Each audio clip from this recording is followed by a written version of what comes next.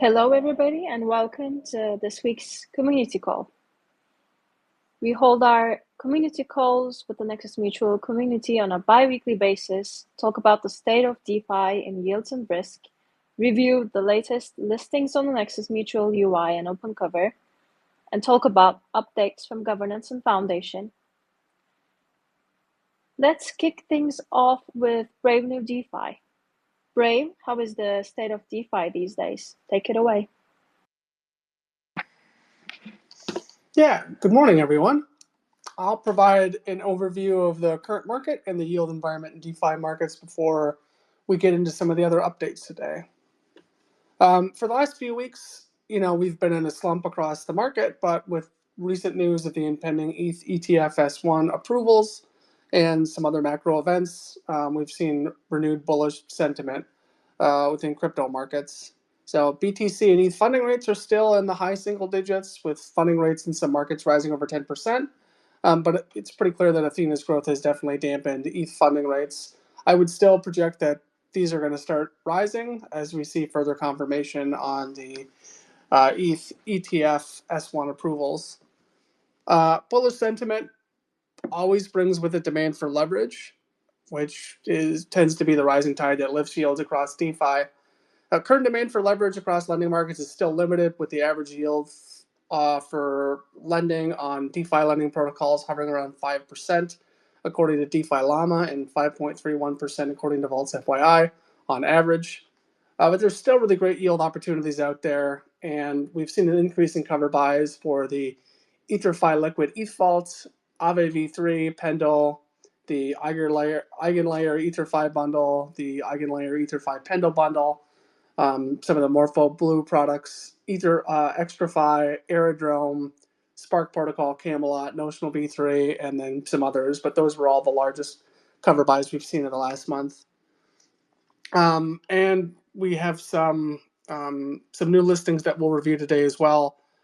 We've been working with Balance on some co-marketing for their leverage vaults on Arbitrum because they've got their ARB points program where they're distributing ARB tokens for people using their leverage vaults. They've seen growth on Notional there, and the yields are still pretty high over there. So if you haven't seen some of those tweets, I would check out those updates. But yeah, Notional is doing a pretty great job of scaling things in Arbitrum.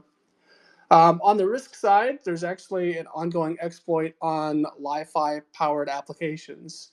So for those of you who aren't familiar with Li-Fi, it is a bridging protocol that provides bridging API that allows people to bridge across networks and also swap assets before or after they bridge assets.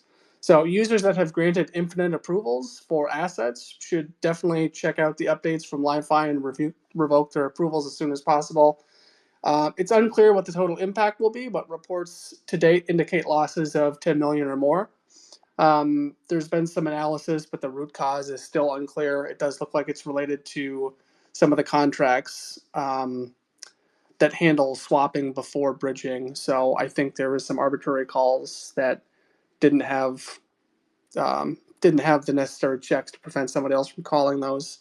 So I imagine there'll be a post-mortem, but some reports indicate that this might be a similar vulnerability that they suffered from either last year or the year before, but that's not confirmed yet. So I'll wait for the official post-mortem to share more details on that, but that's not something that we cover because we don't currently offer any coverage for bridge protocols at the moment. You can refer to that Li-Fi tweet, which includes those contracts if you did grant infinite approval for any assets on Li-Fi. I shared that in the security alerts channel in the Nexus Mutual Discord, but you can also find that by going to the Li-Fi protocol account on X. We've also seen some Aave v3 forks exploited in the last month, which follows on from other fork exploits we've seen this year, like the Zone Finance exploit that occurred in May. So just another reminder to be careful when using forks, and when you can, look to see if that protocol is listed on Nexus Mutual or OpenCover.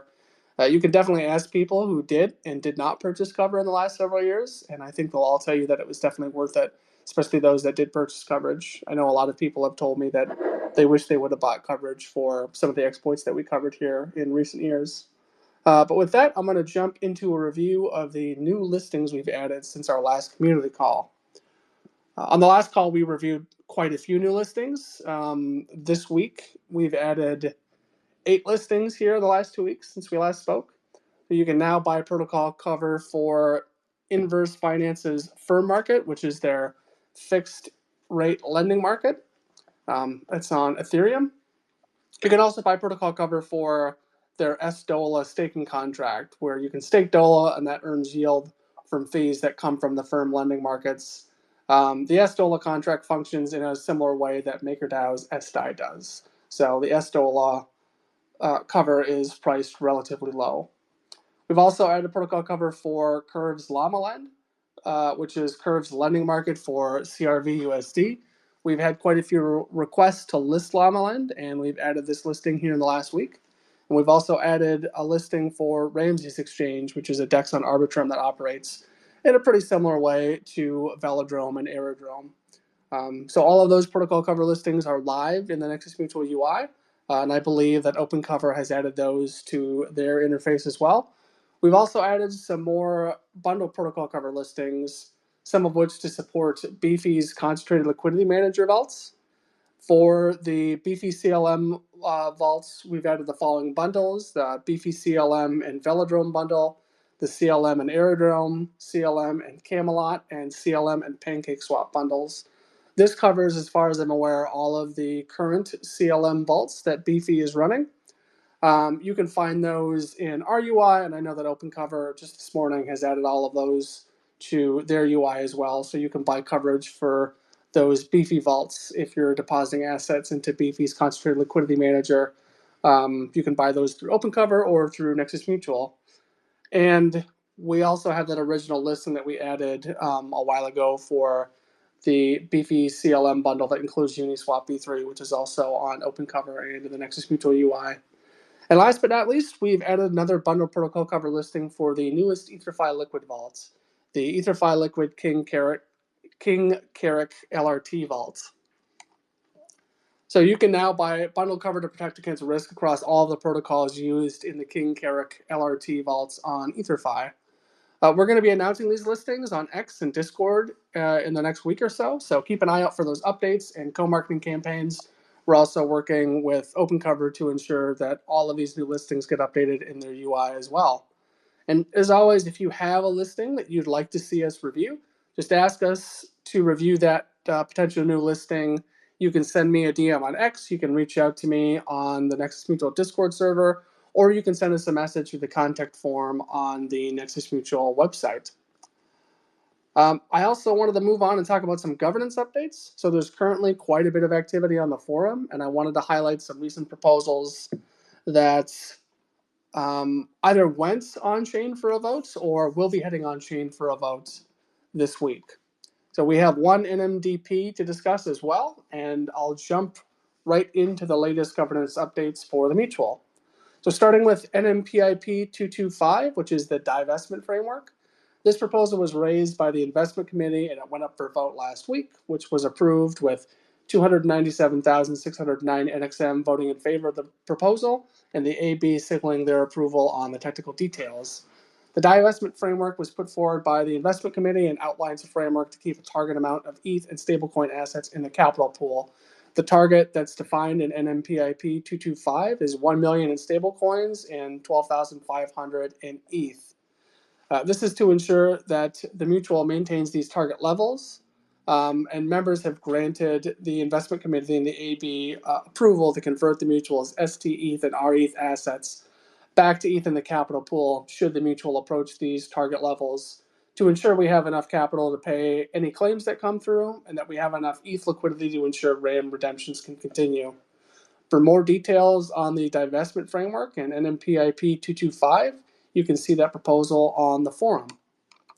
We also have 2 more proposals that are going to transition to on-chain votes on Thursday this week.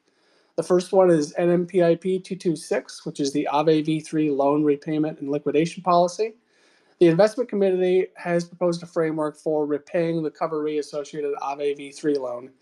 In addition, they have proposed a collateral framework to ensure the mutual tops up our ETH collateral should ETH prices drop below certain levels. The high-level proposed actions for this framework are repaying portions of the loan when excess stablecoins in the capital pool are above that minimum capital threshold, which was defined as 1 million in stables in the divestment framework. So any stablecoin holdings over $1 million, if this is approved, will be used to repay the Aave v3 loan according to this framework. For the collateral framework, this would top up the ETH collateral using 3,000 ETH in the capital pool at each of the following ETH USD price thresholds. So if ETH dropped down to $1,600, we would add 3,000 ETH as collateral. If it dropped down from there to $1,250, we'd add another 3,000 ETH as collateral. And if it dropped down to 1,000, another 3,000 ETH in collateral would be added. So you can see that on the forum as well. And then the last high-level proposed actions are giving the AB approval to execute an emergency repayment at the discretion of the AB if the ETH USD price drops below $500. So the investment committee also goes into great detail on the background of the loan, the repayment process, the collateral top-up process, exposure limits, as well as other technical details. You can review the full details of the proposal on the forum ahead of the on-chain vote on Thursday. The other NMPIP that's going to vote on Thursday is NMPIP 227, which is the investment proposal to allocate 6,575 ETH to Chorus One and EtherFi. So this proposal is a follow-up from the two RFCs that were put forward by the Avant-Garde Enzyme team and the EtherFi team. The investment committee put together a joint proposal which uses the allocation split that members signaled support for in the previous snapshot signaling vote that took place at the end of the RFC review process. The investment committee is proposing an allocation of 4,989 ETH to Chorus One via Stakewise V3 and 1,586 ETH to EtherFi by acquiring wrapped EETH. This would be done using the remaining idle ETH held in the mutual's Enzyme vaults. This doesn't require any support from the Foundation engineering team, as the Avant-Garde team will execute the allocations on behalf of the mutual in our Enzyme vault using these whitelisted strategies. If members approve this proposal when it goes to vote on Thursday, then members can expect these investments to generate roughly 3.6% per annum on the Chorus One Stakewise V3 portion, and roughly 3% per annum plus any rewards from points on the wrapped EETH portion. So these investments have a risk profile that's in line with the investment philosophy that the IC has laid out, and they're very similar to the ETH staking investments that we already have in the capital pool, namely the STETH, the RETH, and the ETH that's staked through Kiln. You can see this NMPIP on the forum for more detail, and you can review the previous RFCs for a review of the fees associated with Enzyme, Stakewise, Chorus One, and the EtherFi platforms. And again, both of these votes are going to be going on chain on Thursday, so keep an eye out for those announcements. NMDP 7 is the DAO funding proposal. So this is a DAO treasury proposal that's currently on the forum. It's transitioning from an RFC to a Nexus Mutual DAO proposal. And this is the Q3 and Q4 2024 DAO team's budget request proposal. So this has the priorities for Q3 and Q4, and it is a 12-month budget request for the active DAO teams. Again, live on the forum, so you can review. I'll go through a brief summary. So this proposal is going to be open for review from today, the 16th, until the 24th of July, and after that time, it's going to transition to a snapshot vote. The DAO teams are requesting 706,500 USDC and 2,464 WNXM for the next 12 months of operations. As we outline in the proposal, this includes funding for 2 part-time contributors, 6 full-time contributors, and salary for an additional full-time contributor, which is likely to be hired for the DAO marketing team, as well as marketing and operational expenses for the teams. We've hired a few more people on the DAO teams, and so that's reflected in this budget request. So in this proposal, we outline our priorities for the active teams for the next 6 months. We'll be still providing priorities on a 6-month basis. This will just be a 12-month funding request. And we recap our performance over the last 6 months based on our previous priorities as well. As we work to grow cover sales, we expect to offset the majority of this spend from the treasury. So if cover sales continue at current rates, commissions generated from cover sales should offset about 2/3 of this funding request. If the mutual is successful in further growing our cover sales, then we estimate the entire request will be offset by commissions earned from the growth in cover sales. You can review this proposal over the next 2 weeks, and you can find NMDP 7 on the governance forum for review. I'm also happy to take any questions on any of the governance proposals, if anybody has any, before we move on.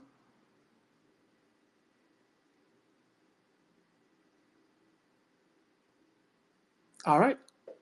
If not, then I will hand things off to Hugh so he can give his foundation updates. Hugh? Cool. Yeah, no, hey everyone. A few updates from my side this fortnight. I think the two kind of big exciting things that have been happening. We've launched two new products recently. They've been specifically tailored products for some specific clients, but excited to share them in a bit of detail, and we'll be making a bit more noise about them over the coming weeks. So the first one is with Open Cover. We've developed a product called Transaction Cover, which the idea being that if you conduct a transaction and something goes wrong, like you send some funds or interact with an address that is like a phishing address or a bugged address or a bug smart contract or something like that, then you get covered for the short period of time that essentially you've interacted with the contract. So it's not like an ongoing coverage that lasts for months, but it's more of a specific, very, very short term, like, a minute type worth of coverage.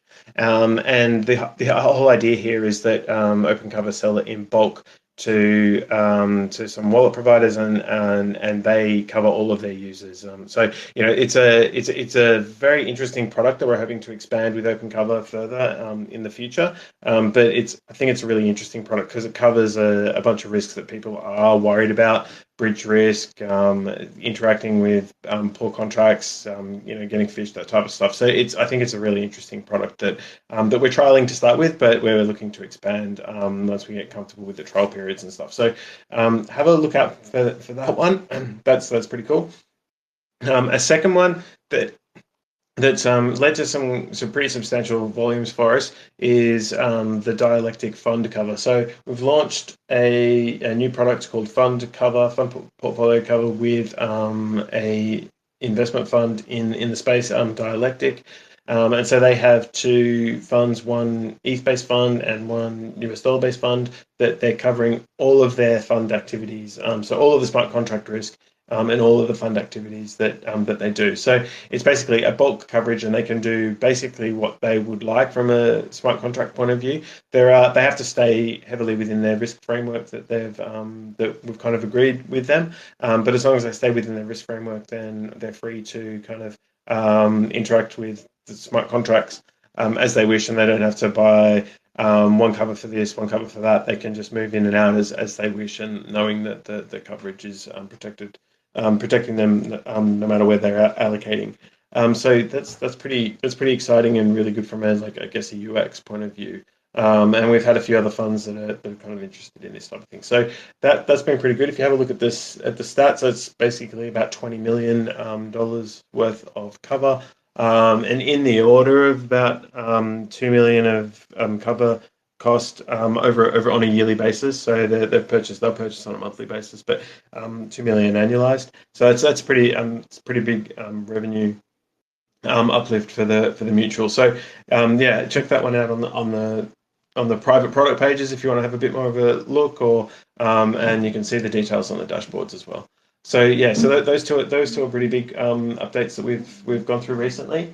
The other one to just mention and give you just a general update on is with RE. So some of you remember that we've conducted an investment into RE. This will where we took out the RBA loan, and we've sent money into their insurer in Bermuda.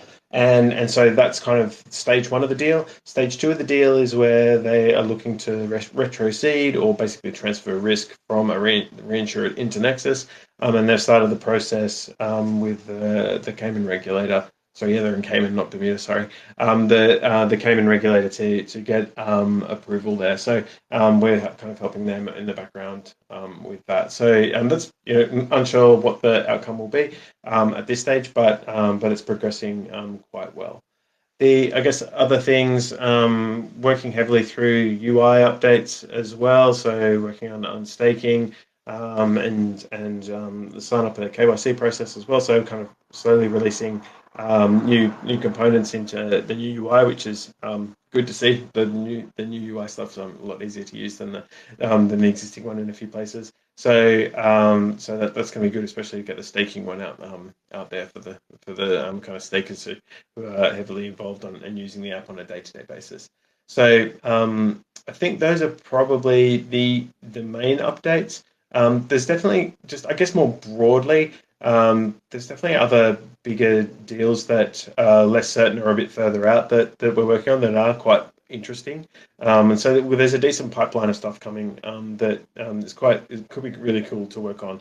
So we're kind of forming some particular structures around some specific deals that could be quite material for the mutual in the future. But they're a bit further out and a bit more speculative at this stage. But yeah, there is lots of interesting things happening, and in combination with the usual protocol cover sales and fund cover stuff, where we're looking to kind of expand the stuff that we've got live at the moment, but there's also some interesting new stuff that's tailored deals that's coming as well. So I guess lots of things that the foundation teams are working on at the moment. But yeah, happy to take questions on any of that.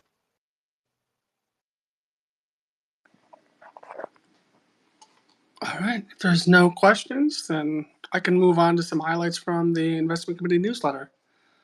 Thanks, Hugh. Yeah, I think there's a lot of stuff that we're working on that's really exciting. Some of that I think we're going to summarize at the end of the Q2 Insights report that we're going to go over. But I think there's a lot of momentum within the mutual. So I'm excited to talk about that here in just a bit once I get through these newsletter highlights. So again, before we jump into the Q2 Insights report, I wanted to recap the investment committee's latest June newsletter, where they share insights surrounding the capital pool and the mutual's investments. So in June, the capital pool shrunk by 2.1% as a result of continued RAM withdrawals, though these withdrawals have notably slowed. We saw 2.3K leave in June instead of 2.8K that we saw leave in May. In June, the mutual earned 150.2 ETH on its investments, which represents a 2.1% APY across all capital pool assets over the last month. In that newsletter, they break down the APY for the specific investments and how they all contributed. You can find that in the newsletter. The investment committee also outlined their priorities, which include getting NMPIPs 225, 226, and 227 on-chain for voting. They're also having conversations with a potential service provider who could manage the DAO treasury.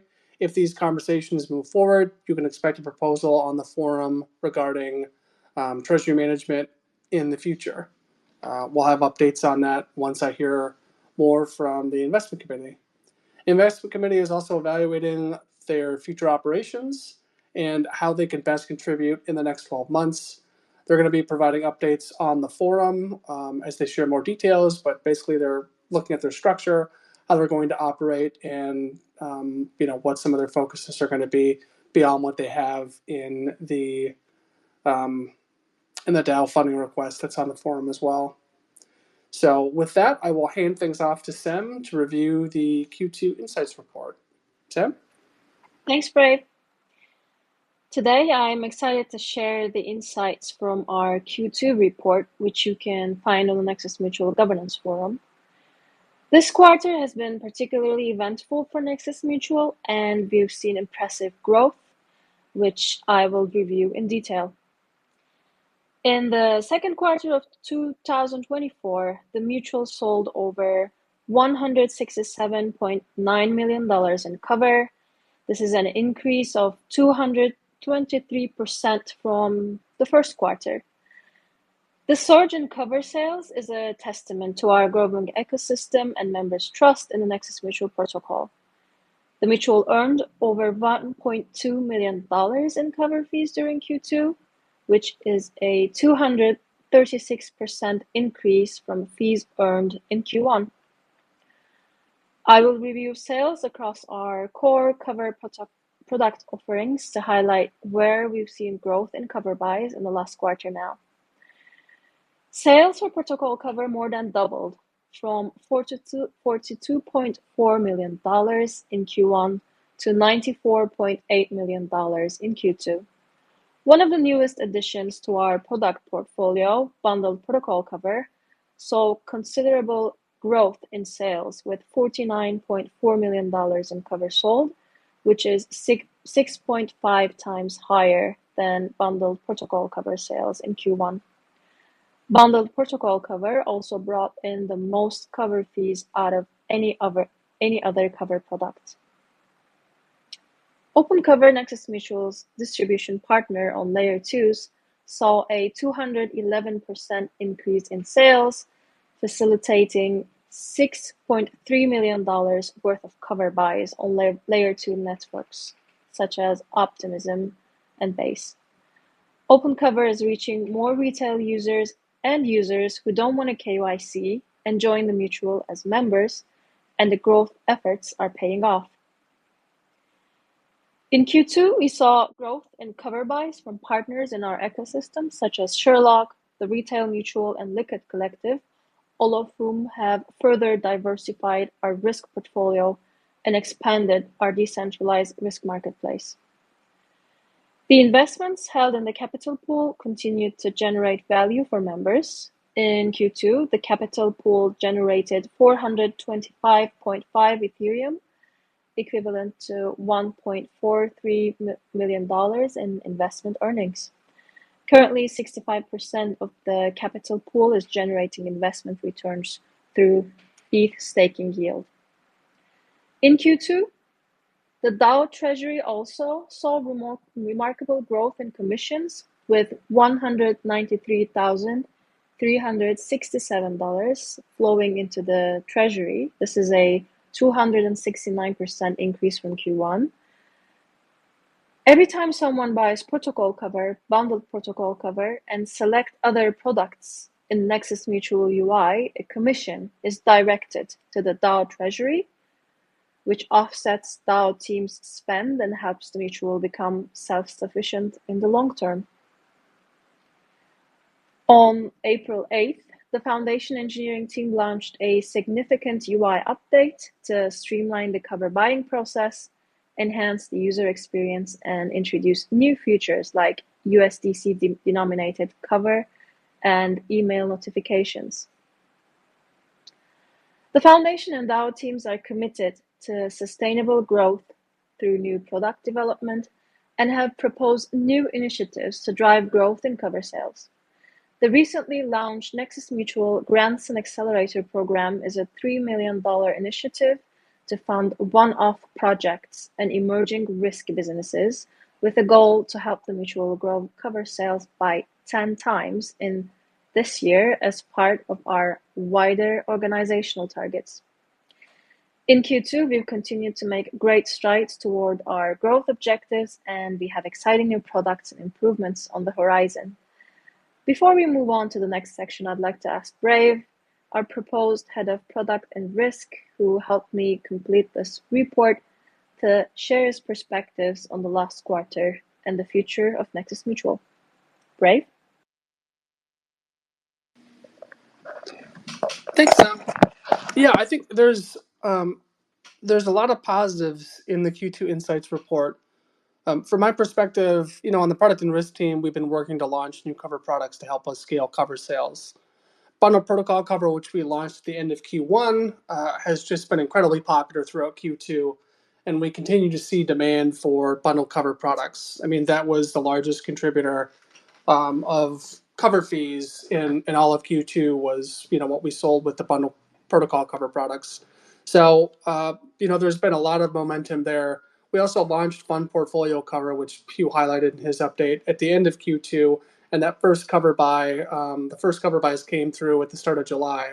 So we expect fund portfolio cover to help us grow sales pretty significantly, and the BD team is reaching out to other funds interested in covering their portfolio, in a more holistic way. This is generating a lot of revenue for the mutual, but it's also adding some pretty sizable commissions to the DAO, which again helps us offset our spend and become more sustainable over time. I think if anything, Q2 showed us that there's continued demand to protect assets across DeFi, whether it's funds, retail users, or anybody in between. We sold 372 covers in Q2, which is a definite increase from previous quarters. Open Cover has been a massive help in onboarding more retail users and creating greater awareness about Cover on L2s. I think there's a lot more users on L2s, so having a distribution partner that's active and actively marketing protocol Cover in those ecosystems, Base, Arbitrum, Optimism, Polygon, it's really, really important. They've been doing a really great job, and I'm really looking forward to working with them in the future as well. In Q2, we also saw more people interested in building new products on top of the mutual. And the product and risk team is in talks with people who reached out to us in Q2. Our existing active staking pool managers have seen growth in sales and staking yields, while our ecosystem partners have started scaling their cover buys as well. So if Q2 tells us anything, it's that the mutual is on the cusp of a major growth spurt in terms of cover sales, new syndicates launching, new distributors coming on board, and new deals coming through the pipeline. So we've got some serious momentum going into Q3 already, with our current sales just halfway through the month of July already representing 25% of the sales that we did in Q2 in total. So I think we're on track to beat our past performance from Q2 and Q3. This would be, I think, the third consecutive quarter that if we're able to hit those targets, that we're going to achieve growth that was greater than the previous quarter. So 2024 is off to a really good start, and I think we're going to see the ecosystem and sales grow more in Q3. I don't believe that I've ever been as excited to be a part of Nexus Mutual as I am right now, and I think that's my high-level takeaway from the Q2 Insights report.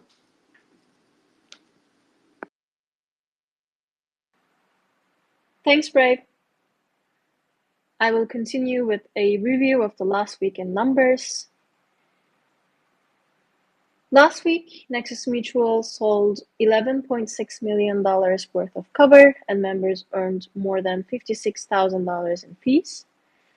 I'm happy to observe that Liquid Collective and the Retail Mutual have renewed their covers. Total active cover stands at $91.8 million. And looking at active cover per product type, we see that the top three products are the protocol cover, bundled protocol cover, and fund portfolio cover. Looking at the staking pools, the top three are Unity cover, Hughes pool, and Braves pool. If you'd like to learn more about all these different types of products, take a look at the underlying data, or learn more about staking, which is a vital part of our protocol, please check out the last week in review forum post on the Nexus Mutual Governance Forum at forum.nexusmutual.io. I'd like to continue with an open call for our governance research and talk a little about our efforts there.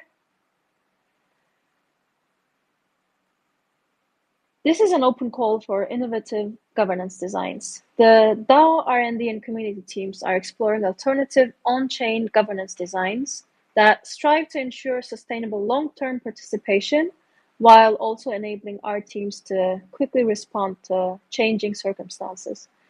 In line with this, we're aiming to create a governance structure where the core team can propose changes subject to veto by the larger DAO. In time, we want to maintain an effective voice for all members, implement institutional diversity, and establish layers of governance ecosystems. At this stage, we are particularly interested in mechanisms to prevent bad behavior, core team accountability, and replacement processes. Also, for emergency protocols for black swan events. If you have insights, resources, or examples from recent optimistic governance implementations, we want to hear from you. Reach out to us. I am Sam at Discord. You can also find me on X with your ideas and your experiences. Your input is invaluable as we design a governance system that fosters participation, growth, and accountability. With that, I think we are ready to open the space up for any last updates from Brave or Hugh, or answer any questions from the listeners. Does anyone have any last remarks or any questions?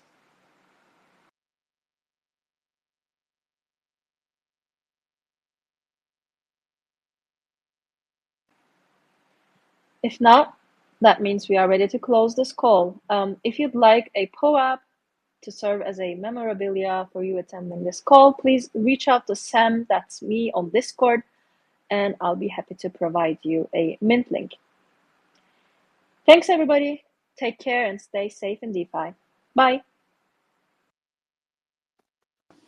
Thanks, everyone. Yeah. Bye, everybody. Have a great week.